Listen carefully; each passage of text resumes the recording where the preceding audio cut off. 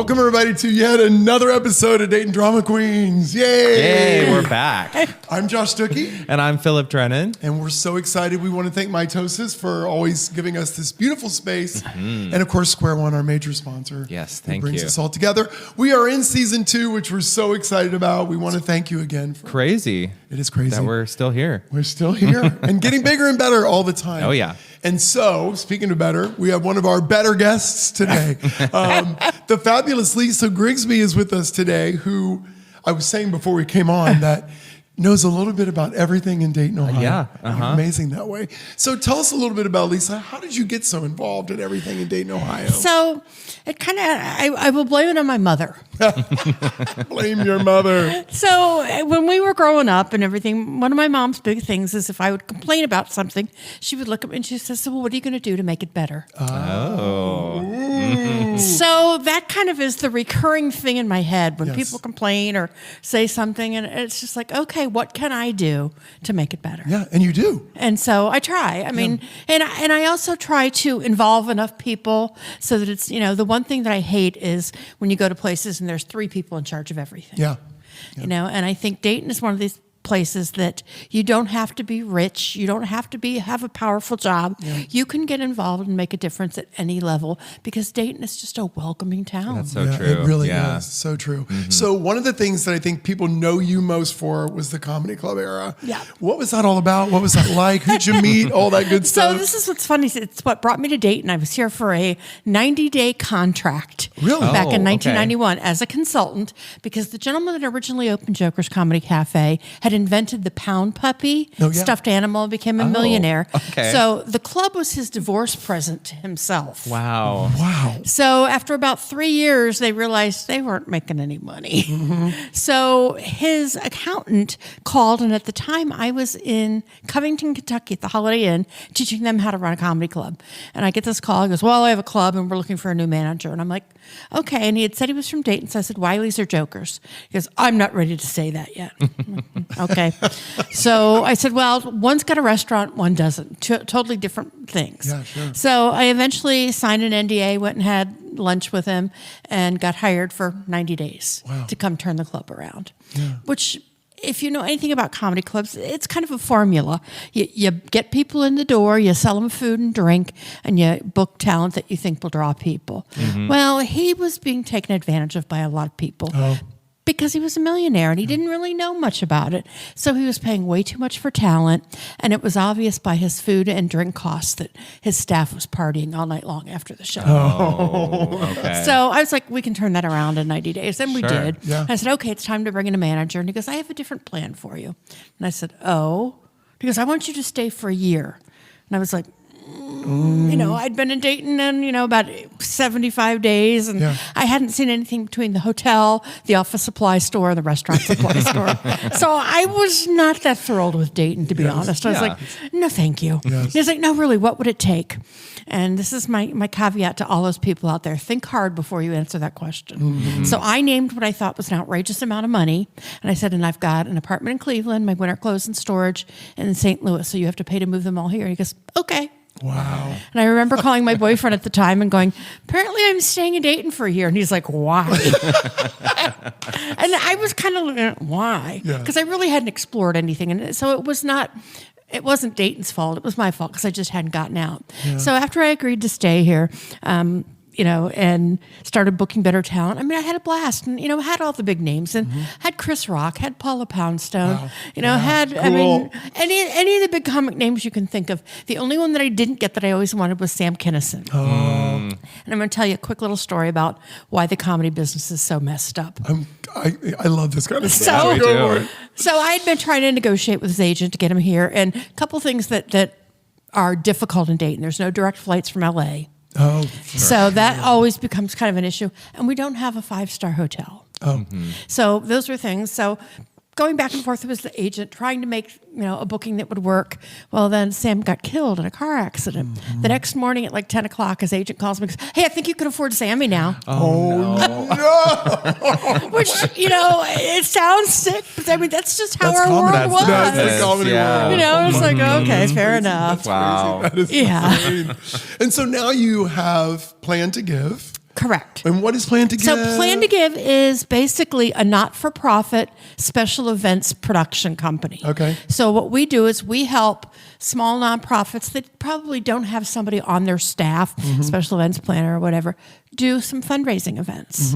And that evolved once again because I got tired of going to bad, events that were really boring and then finding out they made no money. Because so many people, and I will say this, I've never given more money to a charity because the centerpieces were beautiful. Right. Oh, that's a good Or point. that the tablecloths were shiny and bright. Yeah. So just trying to teach people how to do the things that matter, have fun, different events. I mean, there is nothing wrong with that chicken dinner at Sinclair. We've all been to those, events.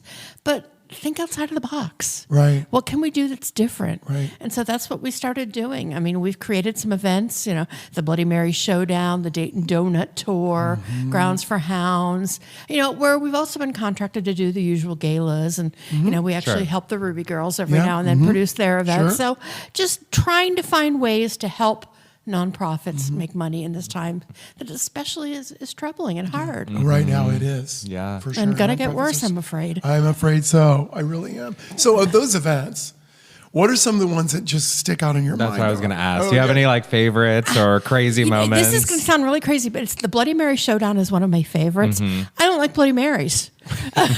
But because we usually have 12, 15 bartenders from restaurants all around town, those restaurants really have a good time getting into it, being creative with it, and then watching the bartenders that never get to work with one another interact. Oh, yeah. So that's a blast, and it's a People's Choice event, so there's no stress on me to have to pick a winner. Okay. Sure. It's Yeah. just voted by the public. Sure, yes. So, I yes. mean, that makes it fun. And was that at the Bright Side?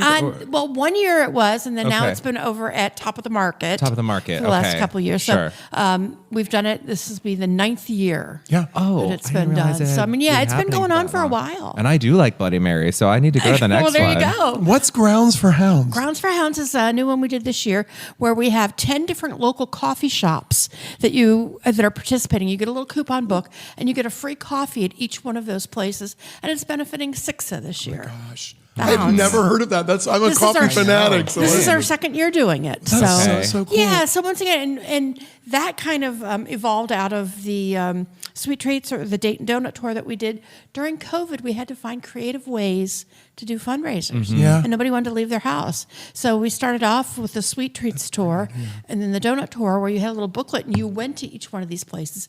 So it didn't cost the vendors, any more money. They didn't have to bring all their stuff to one location.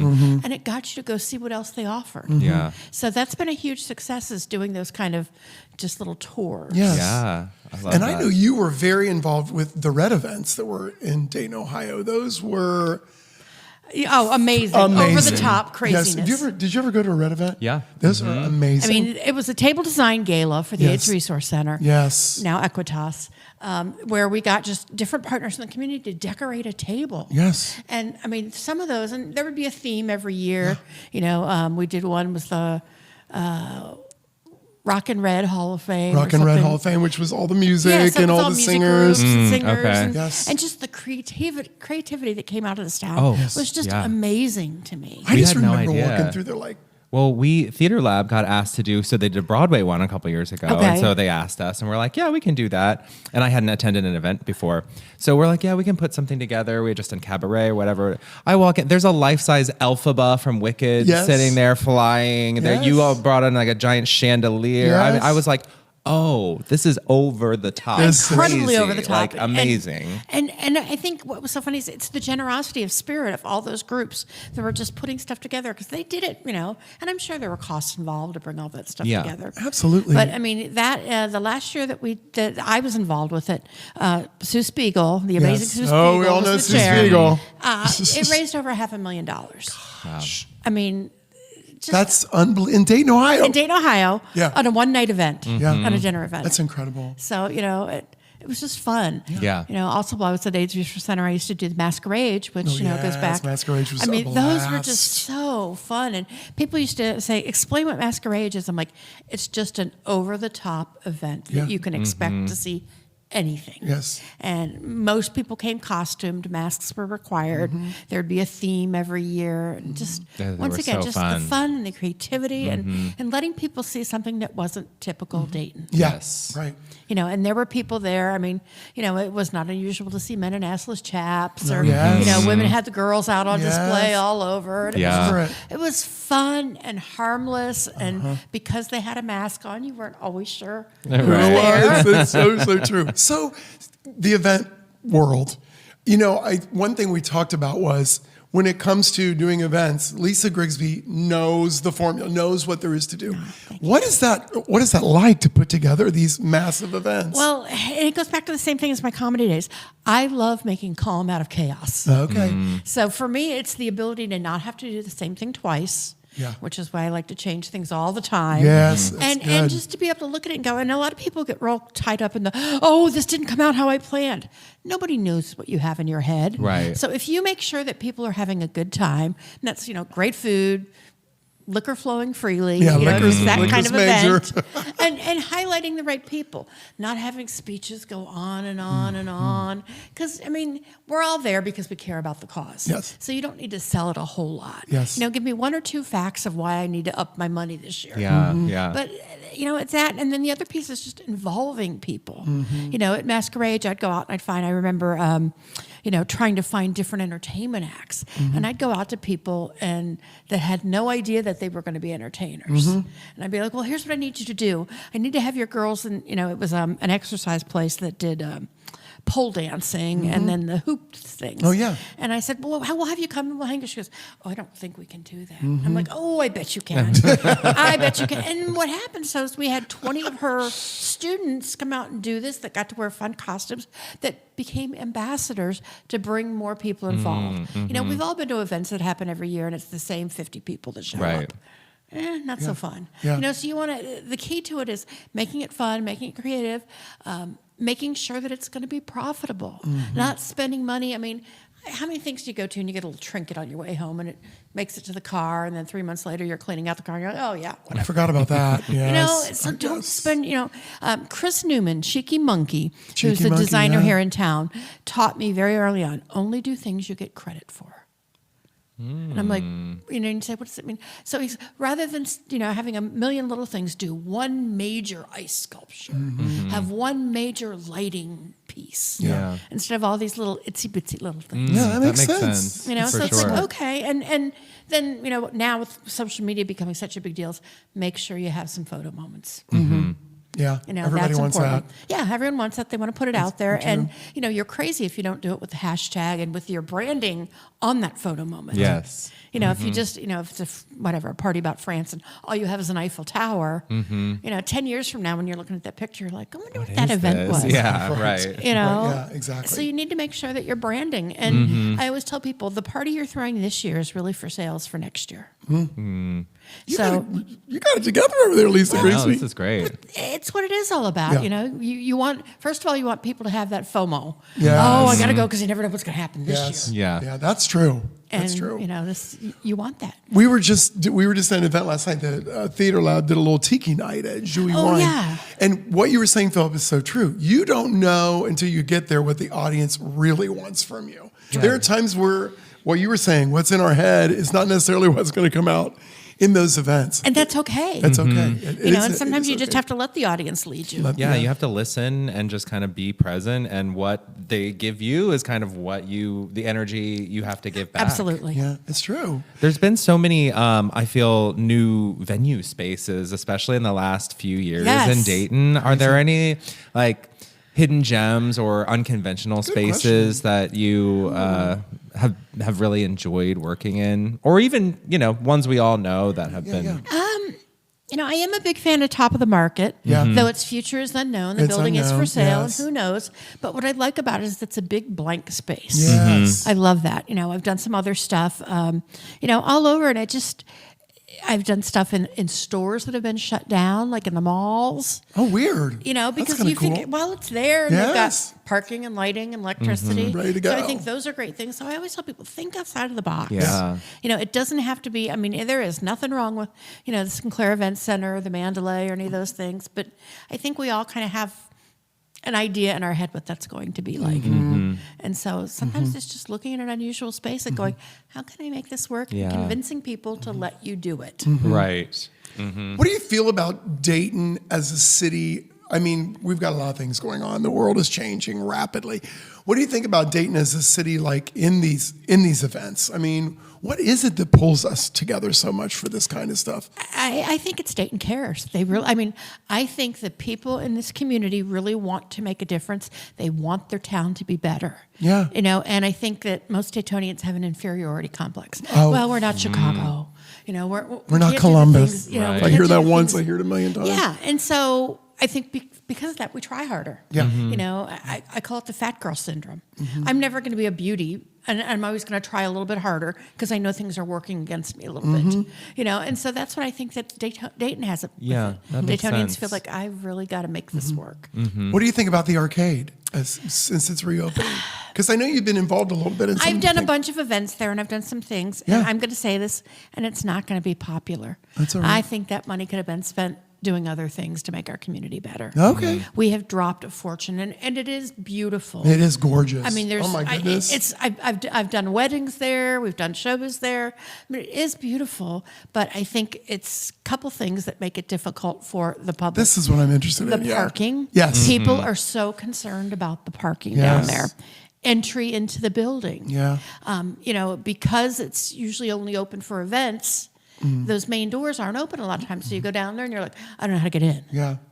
And so I think those are things that concern people. Yeah. Yeah. From an event standpoint, loading into that building is awful. It's the worst. I know from doing Ruby shows Yeah. there, it is the Yeah. worst. I mean, yeah. so just things that I'm not quite sure that, Yeah. Cross Street Partners has made some beautiful space. Yes, it's gorgeous. But they didn't think about an event planner Mm-hmm. perspective.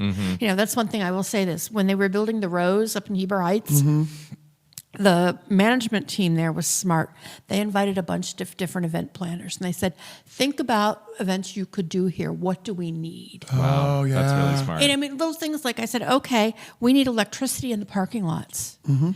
We need water hookups out here. I was thinking whether it's a food truck rally or some kind of, taste of event, like what are the things you need? Yeah. And I mean, I really appreciated about that they were thinking ahead, Yeah, that's smart. That's a cool facility, by the way. Oh, I and love it's that so place. easy in and out. Yeah. I mean, that's what I love about it. Yes. For I know sure. sometimes I think about, even coming down here to see shows, we'll plan our parking, if I know something's at the Victoria, at Schuster, I'm like, I'm not going in that arts garage and sitting in there for an hour trying to get out of it. Where can I strategically place myself to get out of here? And that's the other thing. I think anybody that comes downtown a lot knows that parking isn't an issue. There is always parking, but you have to be a little creative about it sometimes. Yes. I know years ago when we did the very first food truck rallies, down across from the convention center at the Oh, old yeah. Chins and That's right, stuff. right. People were all freaking out going, where do I park? Where do I park? Yeah. I'm like, well, there's a parking garage above this building. Oh, and then they'd come down after, getting their food and they'd go, well, we're going to the Dragons game. What's the best way to get there? Yeah. I'm like, it's 4 blocks away, walk. Right. Yes. Yeah. And people were like, well, so what we did one year is we actually superimposed a layout of the Dayton Mall on top of downtown so that we could look, it's like from walking from Macy's to J.C. Penney's Oh, my to God. get there. Oh, my God, Lisa, And all- that's genius. But it made people go, oh, I can do that. Yeah. That doesn't sound Well, scary. it doesn't feel like we live in a walking town, but we're downtown. You can walk a few blocks. Absolutely, you can, but it's just we're so unused to it. Yes. And the other thing, and I'm gonna crack on the city of Dayton here, is signage isn't great. No. Right. So when Yeah. I was back at Jokers in the Comedy Club days, a lot of the comics wanted to come down to the Oregon District to come party. Well, from the highway, there's not a single sign that tells you how to get to the Oregon District. Oh, yeah. And if that's our I've never really entertainment thought district, I haven't either, but now I'm Right. going Yeah. down the street going, you're right. Yeah. so the little things like And that. then the streets kind of get funky. Like, it'd be nice to have. they We have weird end traffic, that's for yeah. sure. It's But a- I mean, just things like that. You're like, okay, from the highway, I know how to get to the ballpark. Yeah. They've gotten a sign for that. I know how to get to Right Dunbar Village. Yeah. But I don't know how to get to the Oregon District. Mm-hmm. And then we wonder why those guys are struggling. If Yeah. that's our big place, we've got to do more to make things work. Yeah. For them. And I mean- love the way you started this whole thing with saying, I want to make things better. Yeah, And just yeah. hearing this, it's like, we all could jump on that board. And I think that part of it too in Dayton is just having sort of maybe a more centralized, or at least an idea of where we can find this stuff out, And I know, we obviously have 937 and we have Dayton.com and things like that. Is there a place that you would recommend, if we say, I have a free weekend, I want to see, can I go to a gala? Can I go to an event? What's happening? Like, where are the best places to look? Well, of course, I'm going to plug Dayton 937. As you should. Dayton 937, yay. And then we also do an event guide, a monthly event guide that you can pick up at coffee shops around town. And that started once again out of COVID because, I got so tired of people calling me going, is this open? What's really going on? Can we go there? So we just thought, hey, and what we do is every month we highlight, whether it's food and drink, whether it's music, whether it's theater.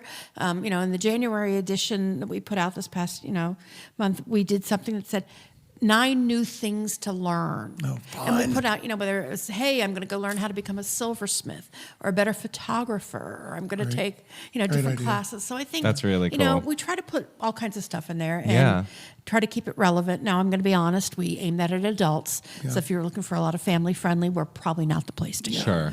Dayton Local might be better for that. Mm-hmm. Well, it's wonderful, just what you do. We thank you so much. Lisa Grigsby, who really is kind of like... calm in the chaos. The calm in the chaos. And we appreciate everything you do for our city. Ladies and gentlemen, keep up with us at Dayton Drama Queens. And Philip, good to see you. Good to see Lisa, you. again, we thank you. We will see you next time right back here on DDQ. Bye, everybody. Bye. It's a pleasure.